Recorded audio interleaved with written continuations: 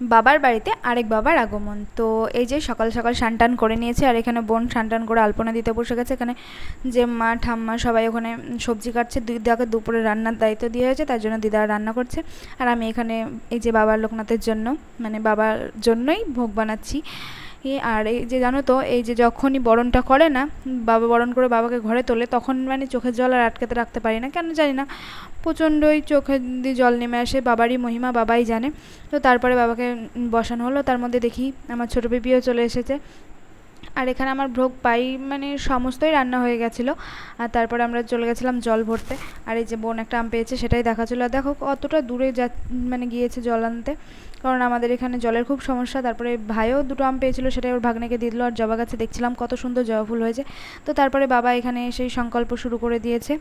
আর সবাই সবাই মানে সবাই সবার মতো কাজে ব্যস্ত, কেউ বসে নেই। মানে এই কোনো অনুষ্ঠানেই সবাই এক জায়গায় হওয়া যায়। তা জামাই বসে থাকবে, জামাইকে দিয়ে একটু কাজ করে নিয়ে হলো। তারপরে এখানে শুরু হয়ে গেছে বাবার আরতি। আর এখানে এই যে ভোগ দর্শন করো, ভোগ দর্শন করলে দুর্ভোগ কাটে। আর সবাই বলো জয় বাবা লোকনাথের জয়। আর এখানে হয়ে গেল আরতি, আরতিটাও খুব সুন্দরভাবে হয়েছে। তারপরে আমরা সবাই মিলে অঞ্জলি দিয়ে নিয়েছিলাম, মানে জয়জন ছিলাম। আর জানো তো, জনে বনে জলে জঙ্গলে যখন বিপদে পড়েছি, বাবারা লোকনাথ উদ্ধার করেছে। তারপরে এই যে বরকে দিয়ে দিলাম একটু স্প্রাইট। তারপরে আমরা দুপুরে খাওয়া দাওয়া করে নিলাম একদম সাদামাটা।